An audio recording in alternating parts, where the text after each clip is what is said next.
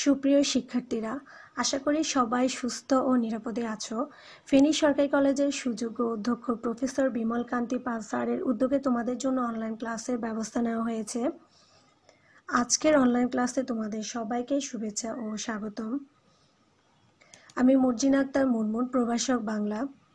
আজকে আমি তোমাদের বাংলা দ্বিতীয় পত্রের ব্যাকরণের বাংলা উচ্চারণের নিয়ম এই অংশটি থেকে তোমাদের ক্লাস নেব।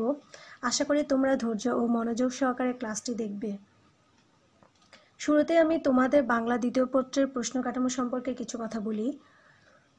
বাংলা দ্বিতীয় পত্রে তোমাদের দুটি অংশ, একটি হচ্ছে ব্যাকরণ অংশ, অন্যটি হচ্ছে নির্মিতি।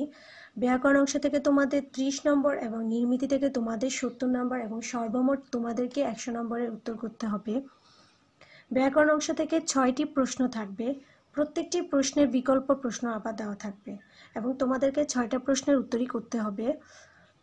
ব্যাকরণের যে অধ্যায়গুলো থেকে তোমাদের প্রশ্ন হবে বা যে তোমাদের সিলেবাসে যে অধ্যায়গুলো আছে আমি তা একটু বলছি। বাংলা উচ্চারণের নিয়ম, বাংলা বানানের নিয়ম, বাংলা ভাষার ব্যাকরণিক শব্দ শ্রেণী, বাংলা শব্দ গঠন, এখানে হচ্ছে তোমাদের উপসর্গ, প্রত্যয় এবং সমাস থাকবে, বাক্যতত্ত্ব,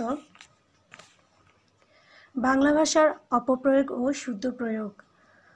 আজকে বাংলা উচ্চারণের নিয়ম থেকে কথা বলবো।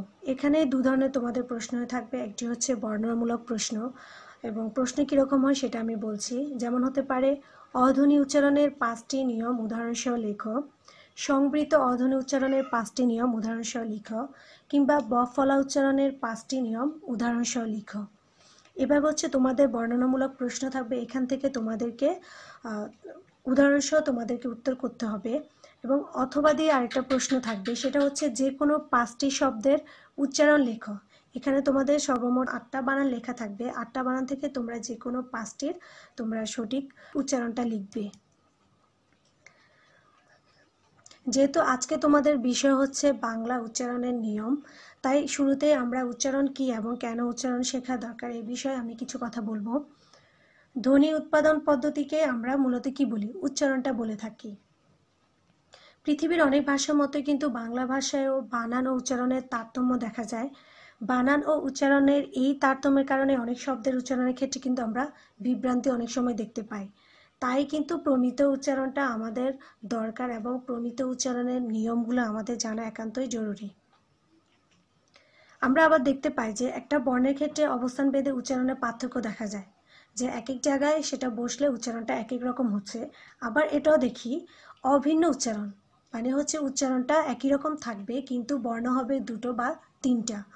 তো ঠিক এছাড়া আরও কিছু সমস্যা আমরা দেখতে পাই, যেটা হচ্ছে আমাদের আঞ্চলিকতার একটা উচ্চারণের সমস্যা, শ্রেণীগত সমস্যা।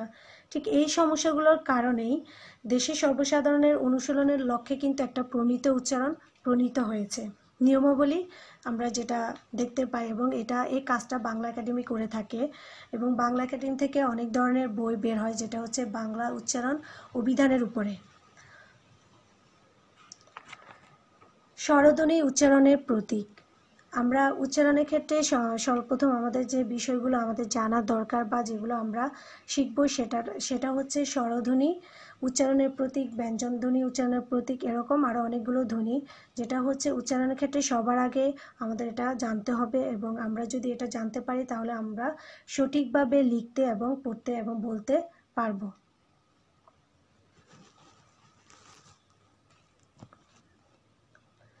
শুরুতে এখানে আমি তোমাদেরকে দেখিয়েছি স্বরধ্বনি উচ্চারণের প্রতীকটা। এখানে আমি একটা চার্ট করেছি, এখানে প্রথম দিকে হচ্ছে ধ্বনিগুলো আমি দেখিয়েছি, তারপর হচ্ছে উচ্চারণের প্রতীক, তারপর হচ্ছে উদাহরণগুলো। বাংলা উচ্চারণ নিয়মে অনেকগুলোই আমরা নিয়ম দেখতে পাবো এবং আমরা যখন পরবর্তীতে আরও ক্লাস নিব বা ক্লাসে বিভিন্ন জায়গায় আমি কিন্তু বলে দিব কোথায় কোন নিয়মটা এখানে প্রয়োগ করা হয়েছে।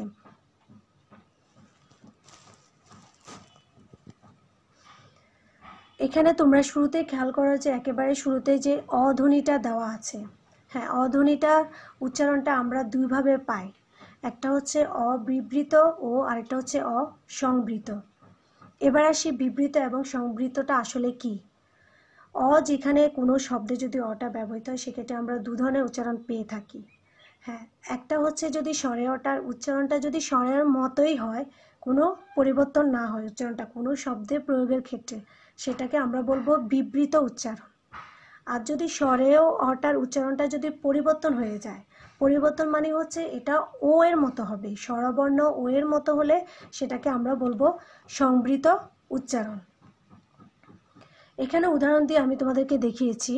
এই যে এখানে একটা উদাহরণ আছে, সেটা হচ্ছে অকর্ম। হ্যাঁ, এখানে প্রথম শব্দটাই হচ্ছে অ, প্রথম শব্দ না, প্রথম বর্ণটা হচ্ছে অ এবং হচ্ছে কর্ম।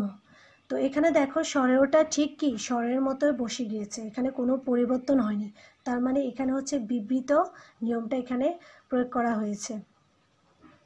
আর হচ্ছে কর্ম। হ্যাঁ, এখানে একটা বিষয় উল্লেখযোগ্য যে বাংলা উচ্চারণের নিয়মের ক্ষেত্রে এখানে তোমরা দেখবে যে এখানে হর্ষ চিহ্নটা খুবই ব্যবহার হচ্ছে।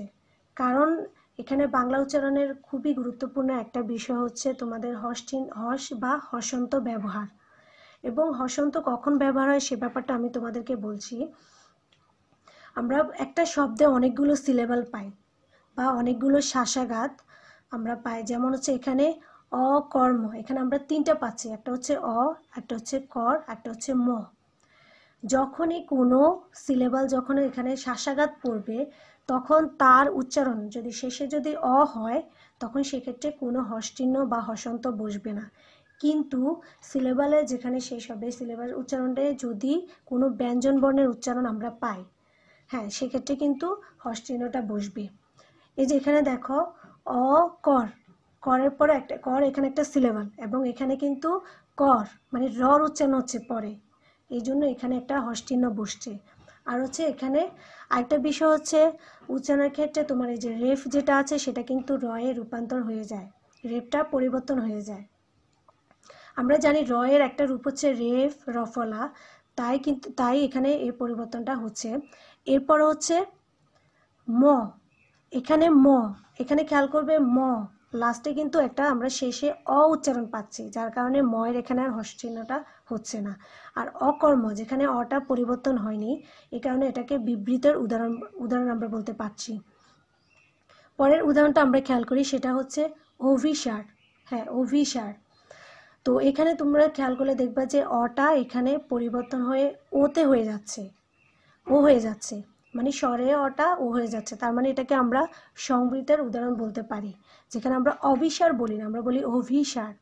হ্যাঁ, এক্ষেত্রে ভরস্বীকার এটা এখানে কোনো পরিবর্তন হয়নি, কিন্তু আবার আমরা দেখতে পাই যে দন্তাস্বতা পরিবর্তন হয়ে তালবেশে হয়ে গিয়েছে।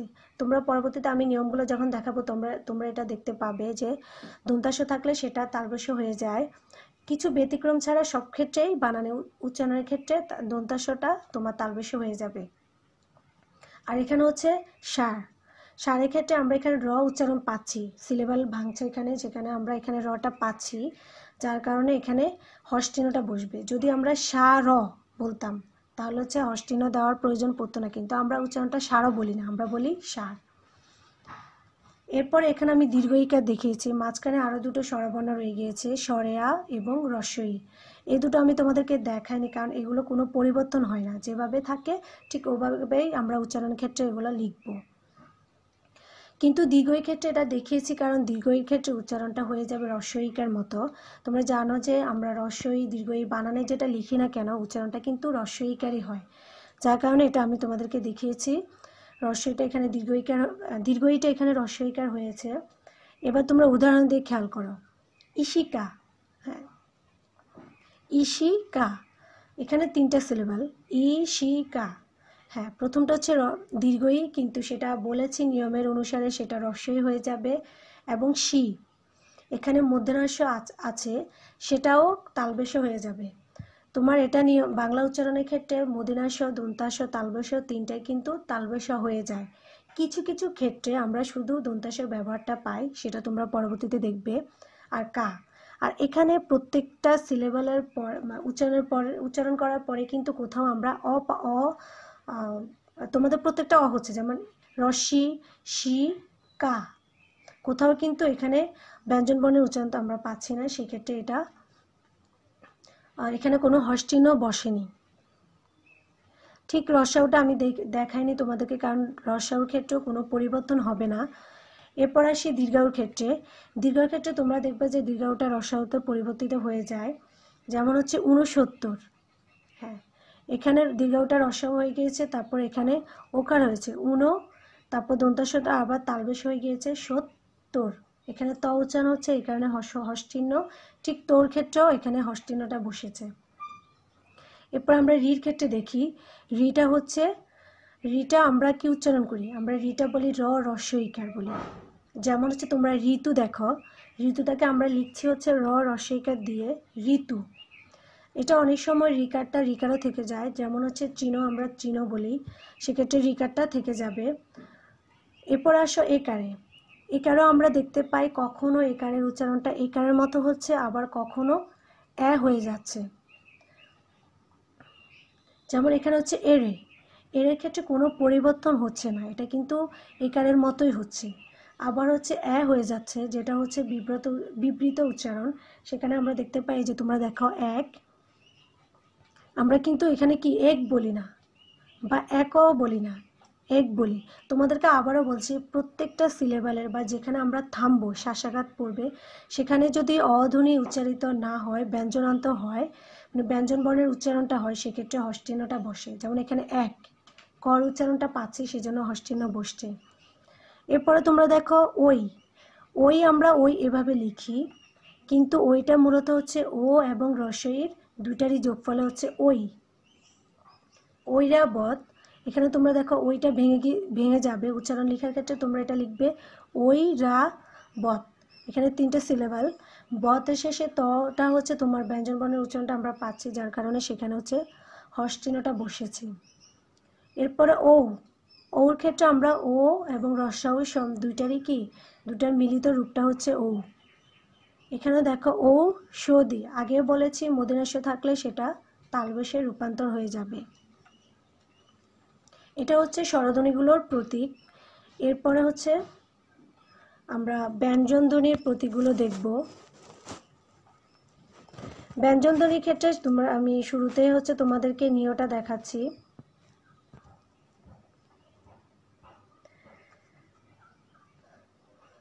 ইয় সাধারণত চ বর্গের অর্থাৎ চ, ছ, বর্গীয় ঝ এর পূর্বে কিংবা চ এর পরে যুক্ত হলে ইয় এর উচ্চারণ দন্তান্ন এর মতো হয়। তার মানে হচ্ছে চ বর্গের হচ্ছে 4টা বর্ণের কথা বলা হচ্ছে, এবং চ এর আগে কিংবা পরে যদি যুক্ত হয় নিয়টা, সেক্ষেত্রে নিয়র উচ্চারণটা আমরা কি পাচ্ছি? দন্তান্ন এর মতো পাচ্ছি। যেমন হচ্ছে পঞ্চ, পয় ছয় কিন্তু আমরা বলি না, পঞ্চ, এই যেখানে দন্তানোর উচ্চারণ পাচ্ছি সেটাই কিন্তু এখানে বলা হচ্ছে। এটা কখন হবে? এটা হচ্ছে চ বর্গের আগে, যেমন এখানে চটা আছে, চ বর্গীয় বর্ণেরগুলোর আগে যদি যুক্ত হয় এবং চ এর পরে যদি যুক্ত হয়, সেক্ষেত্রে এটা শুধু এই নিয়মটা খাটবে। আর হস্যচিহ্নের কথা তো বলেছি, পঞ্চ। ঠিক এখানে মঞ্চ দেওয়া আছে, মঞ্চ।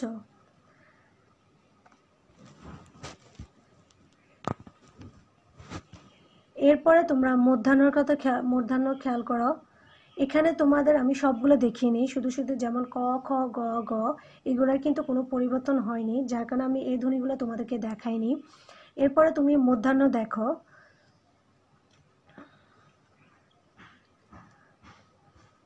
মূর্ধন্যটা কি হয়ে যাচ্ছে? দন্তান্ন। আমরা জানি যে মূর্ধন্য লিখলেও উচ্চারণের ক্ষেত্রে সেটা কিন্তু দন্তান্নর মতো হয়ে যাচ্ছে, যেমন নিযন্ত। আর এখানে হচ্ছে নিযন্ত। আমরা দেখব যে যুক্তবর্ণগুলো ভেঙে যাচ্ছে, সেটাও বলবো, কখন ভাঙবে যুক্তবর্ণ, কখন ঠিক থাকবে সেটা আমি পরবর্তীতে তোমাদেরকে বলবো। এই যেখানে তোমরা দেখো নিজন ত, নিজন, জন এখানে দন্তান্ন উচ্চারণ হচ্ছে, যার কারণে তোমাদের এখানে হস্যচিহ্নটা তোমাদের বসছে।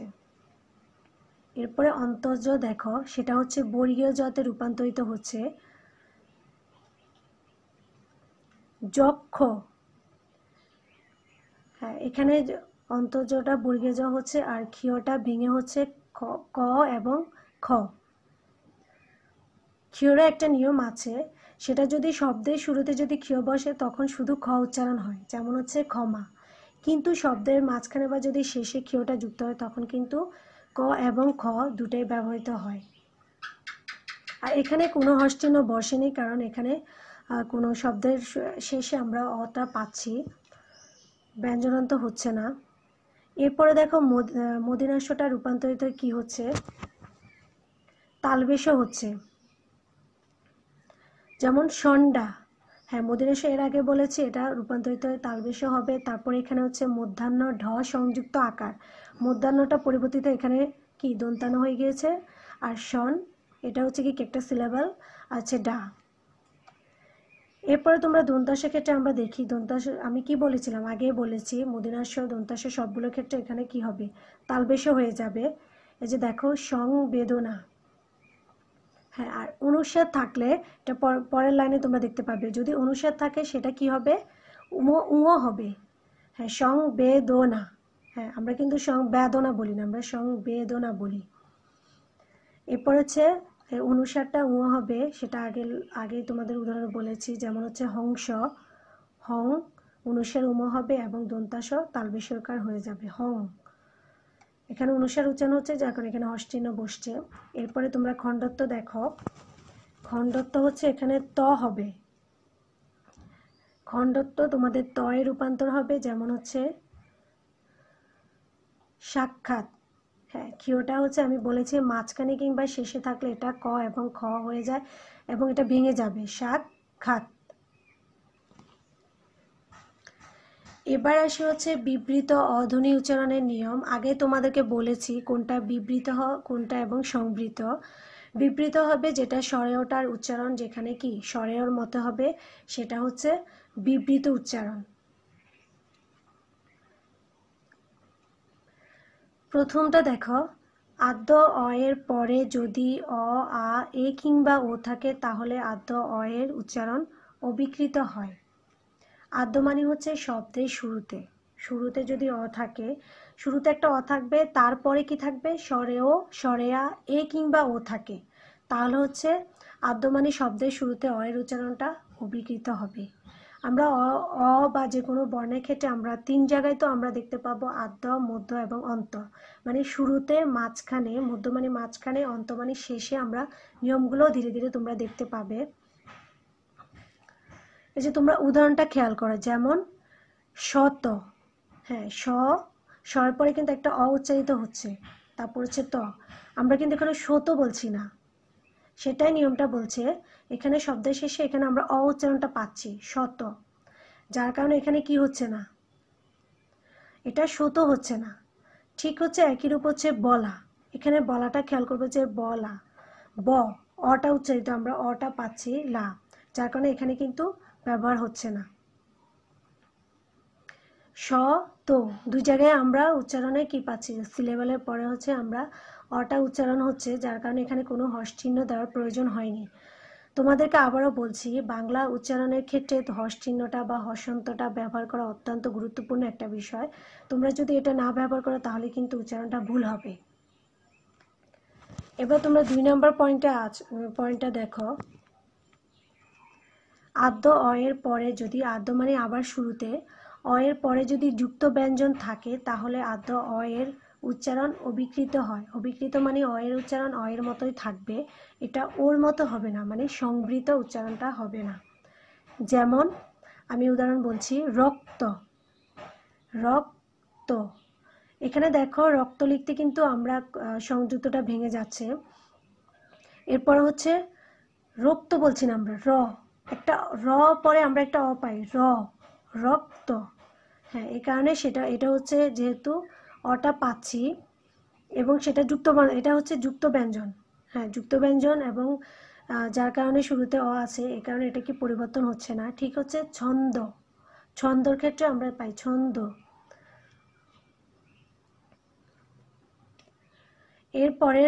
এরপরের নিয়মটা দেখো, আদ্য অ এর পরে রেফ যুক্ত ব্যঞ্জন থাকলে সে আদ্য অ এর উচ্চারণ অবিকৃত থাকে। হ্যাঁ যদি আদ্য অ এর পরে, এখানে আমরা নিয়মগুলো সব কিন্তু শুরুতে পড়ছি, যে সবগুলো হচ্ছে আদ্য অ, মানে অটার প্রত্যেকটা শব্দের শুরুতে থাকলে। যেমন হচ্ছে তর্ক, আমরা তর্ক বলি না, আমরা তর্ক।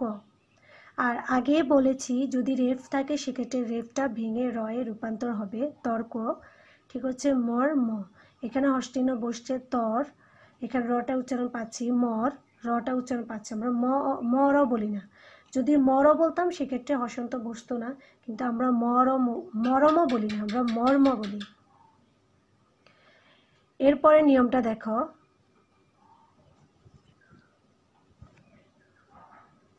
আদ্য না বোধক শব্দের ক্ষেত্রে আদ্য অ এর উচ্চারণ অবিকৃত থাকে, এখানে অযুক্ত হবে, এখানে একটু মিস্টেক হয়েছে। তার মানে কি বলছে, আদ্য না বোধক মানে শব্দের শুরুতে না বোধক যদি থাকে, যেমন নিয়মের না বোধক বা নিয়মের বিপরীত হচ্ছে অনিয়ম। হ্যাঁ, এখানে ওটাই বলা হচ্ছে, না বোধক থাকলে সেটাও কিন্তু অনিয়ম হয়ে যাবে না, সেটা অনিয়মই হবে। তারপর হচ্ছে অনীহা, অনীহা, এখানে অষ্টিন্য দেওয়ার প্রয়োজন হয়নি, কেন হয়নি সেটা তোমাদেরকে এর আগে আমি বলেছি। এখানে আরো অনেকগুলো নিয়ম আছে, আমি তোমাদের বোঝার জন্য কয়েকটা নিয়ম দেখিয়েছি। এরপরে আসা হচ্ছে সংবৃত অধ্বনি উচ্চারণের নিয়ম।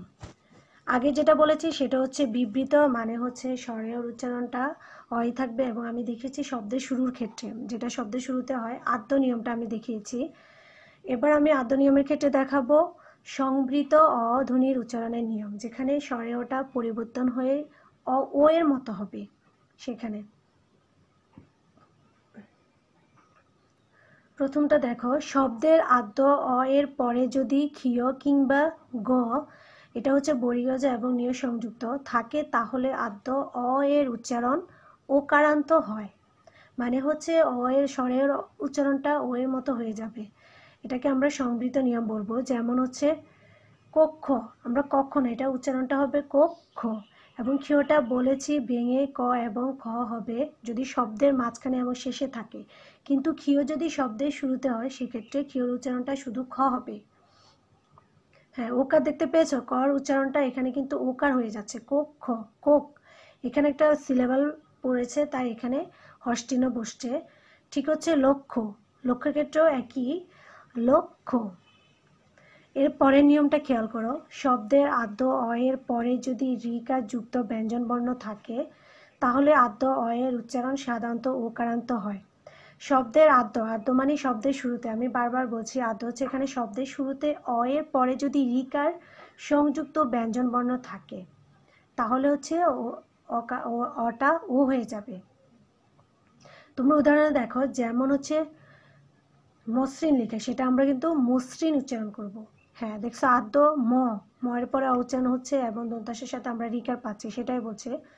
অ এর পরে যদি রিকার যুক্ত কোনো ব্যঞ্জন বর্ণ থাকে, রিকার তো একা বসবে না, সেটা কোনো বর্ণের সাথে যুক্ত হবে, মসৃণ, সেটাকে আমরা মোস এবং শ্রীন। মোসের ক্ষেত্রে মোসের পর একটা হস্টিন্য বসছে এবং শ্রীনের ক্ষেত্রেও একটা হস্টিন্য বসছে।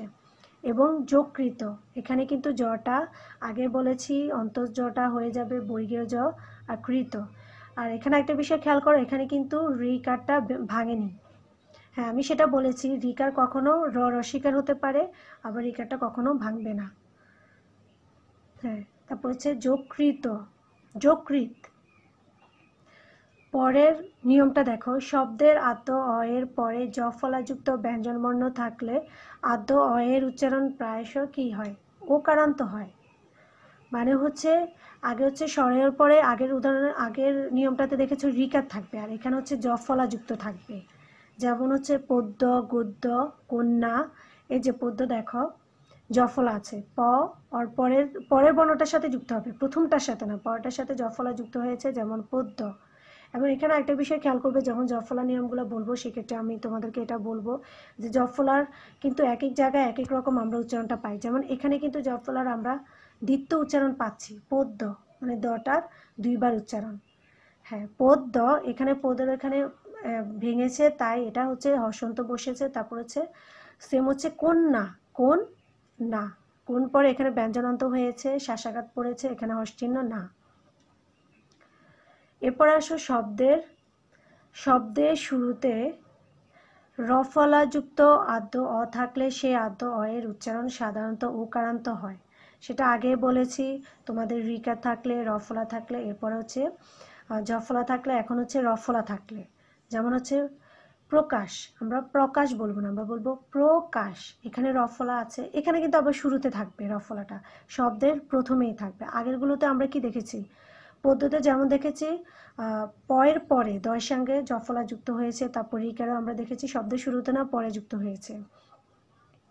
তারপর এখানে প্রকাশ, এরপর হচ্ছে গ্রহ, গ্রহ। পরের নিয়মটা দেখো, শব্দের শুরুতে যদি অ থাকে এবং তারপরে হ্রস্বইকার, দীর্ঘইকার, হ্রস্বউকার, দীর্ঘইকার থাকে, তাহলে আদ্য অ এর উচ্চারণ সাধারণত ওকারান্ত হয়।